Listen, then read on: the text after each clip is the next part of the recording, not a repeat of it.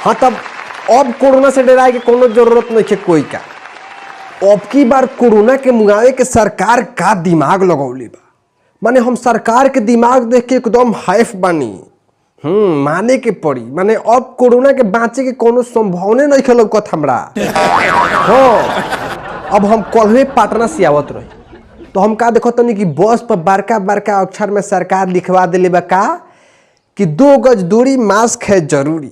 आपका मास्क कहाँ है? मास्क क्यों नहीं पहना?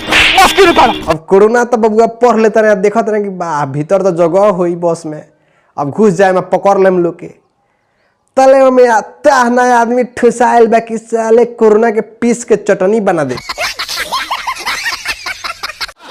अब उनका क्या पता भाई, सरकारी दिमाग लगावल भाई लिखवा कल बात हमरा बुझाए कि चुनाव में रैली काहे होता, और रैली जब होता तो कोरोना काहे भाग जाता। हमारा बात काल समझ में आयल।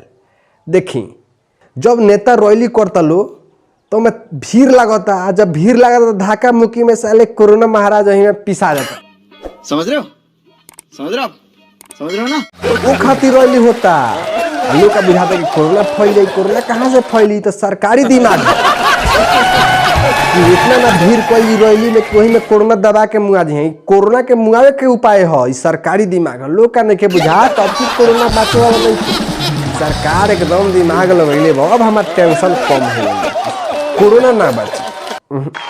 अब हमनी ना बाचल जी रे बबलू, कोरोना तो दिन पर दिन बढ़ते जाता आ सरकार कुछ करत नहीं खे। हाँ काका रुको जरा, सबर करो। का तारा से के कह देता कि सरकार कुछ नहीं करत हैं? तू घर में नहीं बैठल बाड़ा, तनी बाहर निकल के जाके देख कि सरकार मतलब का से का करता। सारा कल कारखाना बंद करवा दिलक, मतलब का करता। तू जानता ना कि सरकार कुछ नहीं करत। कल कारखाना बंद कर दिला से कोरोना भाग जाई कि आउरो आदमी खैला बिना मर जाई? तो भूखे नु मरी, कोरोना से ना नु मरी हैं?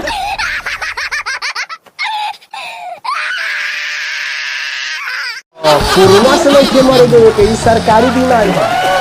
भूखे मरनी कोनो बात नहीं, कोरोना से नहीं मरे देवे के आदमी सरकारी अभियान चलल बात बुझात में के तुम लोग का बात ना बुझे। का कोरोना से लेके मर देवे की? जाके हॉस्पिटल में देखो ना कैसे आदमी ऑक्सीजन बिना तरप तरप के मरता। अब देखो ये सब ने बात तो हम लोग का नहीं बुझा। अब जरा कोरोना हो गइल बा ओकरा देह में तो पूरा कोरोना घुस गइल बा हैं? अब तारा बुझाता कि वो आदमी छटपटाता ऑक्सीजन का मारे, लेकिन ना सरकार तो ये बात जानता कि उस साले कोरोना का ऑक्सीजन चाहिए। अभी तो कोरोना में ऑक्सीजन खातिर छटपटाता, आदमी थोड़ा ना छटपटाता। लेकिन सरकार तो बत्ती ऑक्सीजन नहीं खेली। अभी सार कोरोना है छटपटा के मर जाता रहे। इस सरकारी दिमाग कोरोना ना बात सकता। हाँ आदमी नहीं मरत, पहले कोरोना मरता कि नहीं मरत। देखो आदमी के बचावल जितना जरूरी नहीं है उतना कोरोना के मुआवल जरूरी बा। समझ रहे हो ना? कोरोना के मुआवे के बाद केहू ऑक्सीजन भाई वही से नहीं खेले सरकार, बुर्बक थोड़ा ना बा ऑक्सीजन दे देवे कि सर कोरोना दी जा भले आदमी मर जाए, लेकिन कोरोना के भाई मुआ देवे के बाद जड़ से खत्म हुई। अब कोरोना के बाँचे कोनो संभावना नहीं खे, ताहना दिमाग लाग चुकल बा सरकारी दिमाग है। ऊ कैसे रे? ऊ कैसे अभी सुनो, देखो वैज्ञानिक क्या कहता रहे सो कि कोरोना आदमी का भीतर जिंदा रह सकता। तो यही से साला कोरोना का बा कि एक आदमी से दूसरा आदमी धक्का धक मतलब अनाधूत जाता भीतर के जिंदा रही हम कहूँगा।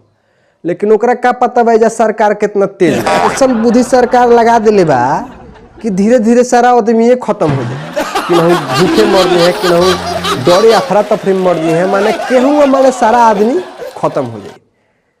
तब कोरोना कहाँ जाई है? तो दिया बार के जिंदा रहे खातिर आदमी खेली है, आदमी मिली नहीं एगो आदमी तो सारा हो जी खत्म। यह सरकारी दिमाग अब बुझ।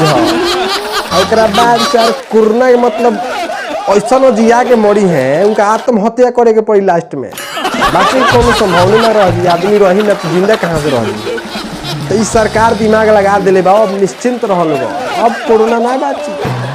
हाँ, अब तो हमारा मतलब कोनो टेंशन नहीं थी, अब अपन जा तनी आराम से सीते। तो हम लोगों टेंशन छोड़ दो लोगन, कोरोना बाचे वाला नहीं खे। मजा आया, और मैं ये जो मजा है हिंदुस्तान के हर व्यक्ति को देना चाहता हूं।